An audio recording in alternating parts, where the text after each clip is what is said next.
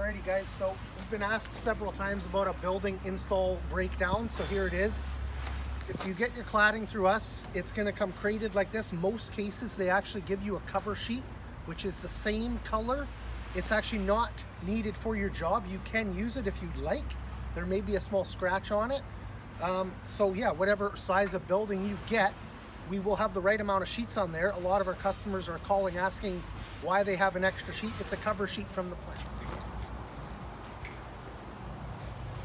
All right, so your kit's arrived. Here's your broken down pieces. So this here is your truss. This is your brace. These are your dowels, and here is your post. And behind me is your base rails. So what you're gonna do when you first get the kit home is you're gonna take your truss and you're gonna set the dowel inside every one. And then you're gonna apply your screw here, not here, so when your cladding comes around the bend, it's not gonna dimple over top of the screw head. Then you're gonna attach your post to here and it'll meet at the center. A lot of my customers are putting the bracing like this. This is the incorrect method. We want you to put the brace into the post section, and this is gonna stop the wobble of your building side to side. Then, with a 12-foot truss, there's several different layouts of the cladding. So this is a piece of cladding. There's 5 humps in it. With a 12-foot wide, an 18-foot wide, a 16-foot wide, and a 22, you start with this at the very dead center of the building, like this, lining it up with the center of the truss. Anytime you have an odd amount of sheets, you start in the center. If it's even, an example for a 14 or a 20, you're gonna start in the center like this, with the knuckle going over the center of the building. Another question that's commonly asked is, where's the screw pattern? Is it like this, this, this? We call this the field. It's 1 per field, like that. Our trick that we find for the install is if you order a 21-foot long building from us, the base rail itself is 20 feet long. The cladding will come 21 feet long. So what we found that works really well in our install is you lay your piece of cladding beside the whole base rail. You measure out the end 6 inches off this dowel back. Then we grab a Sharpie and we mark on either side of every one of these uprights.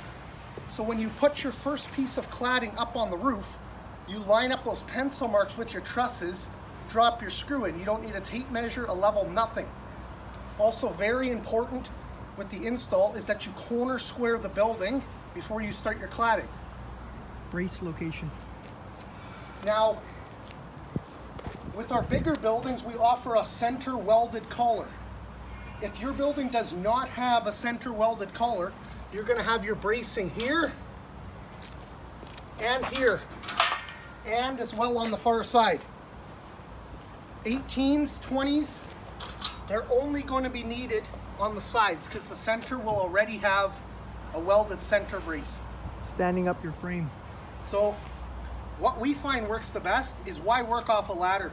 So we attach all of this stuff together on the ground like I earlier showed. We do the same thing on both sides, and then we get a guy on each side and we stand it up over top of your bottom rail dowels. Slip fit, very simple to do. One other thing here is these are the screws that we use. They're all self-drillers with the rubber grommet on there, so you don't have to worry about water problems. Your screwing location is, now that your dowel's inside here, you're gonna put a screw in this spot here, in here, and in here on both sides of the truss, as well as up here and the opposite side. Then when you slide your post over top of your bottom rail, you're gonna put a screw on either side of here as well. And then your ground, all the holes, all the bottom rails have holes in them, located every 8 to 10 feet apart, and you're gonna put an anchoring system that we provide you with for that.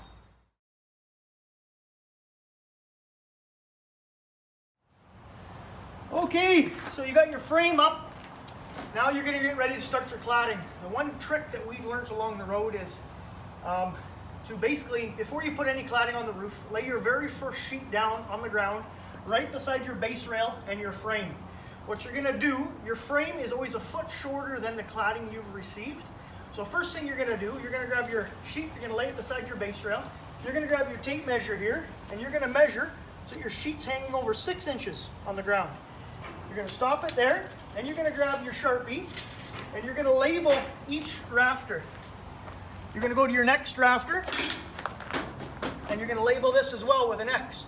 The whole purpose to that is when you get your frame up, your legs potentially could be a bit like this or a bit like this because there's nothing supporting them. Now when you grab this sheet after it's labeled and you bring it up on your roof, what that's gonna do, you're gonna find those Sharpie points and you're gonna be able to pull your rafters perfectly parallel with your base.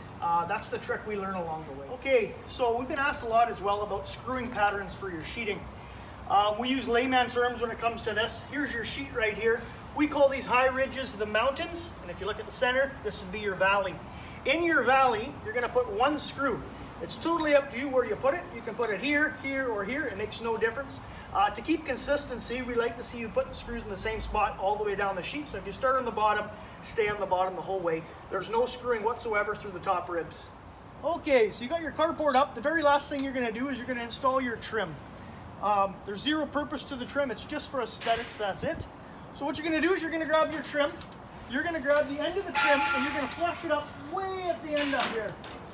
You're gonna start there. What's gonna happen, it's gonna hang long like this. You're gonna put your screws in your trim right through the top, through the high ribs on the cladding. In order to get this bend, what you're gonna do is you're gonna grab a square, you're gonna find that high rib, you're gonna grab a pencil and you're gonna mark the face of the trim. Then you're gonna grab a pair of tin snips and you're gonna cut this face. You'll end up in total doing 3 cuts on the face, and what your end result will be is a trim folded like this. You're gonna have it long on the bottom. You're gonna cut the bottom for length as well. And that's your finished look when you're done. Okay, so you got your building up. Now it's time to get your rear wall installed. A lot of people have been asking how to put this together. So this is a little video to show you. Basically what you're gonna have your base rail for your back wall or your front wall kit. What you're gonna do is you're gonna slide it in, flush with the last rafter. You're gonna grab one of these 90 brackets and 2 screws, and you're gonna put that 90 bracket right in the kitty corner, just like that. And what you're gonna do is you're gonna put a screw in this side and a screw in this side. Once you got that done, then you're gonna get to your studs, your uprights. We've been giving you enough uprights to do it every 4 feet. And what you're gonna do is you're gonna put your stud onto here. It's a really simple concept. You're gonna do the exact same thing. You're gonna put a 90 bracket on that side, as well as on this side, and do the screw pattern the exact same, and that will be the way to frame in your rear wall. Okay, so you've attached your back base rail or your front base rail to the ground. You've got your studs, you're getting ready to install your studs. When you get to your studs, attaching them to your rafters, you see how we've done here, that's the finished product. In order to get to that point, you're gonna put your stud up, you're gonna scribe it on the angle of the rafter, you're then gonna cut that stud, and then you're gonna basically grab your 90 brackets and attach it that way on both sides. That's as easy as it is.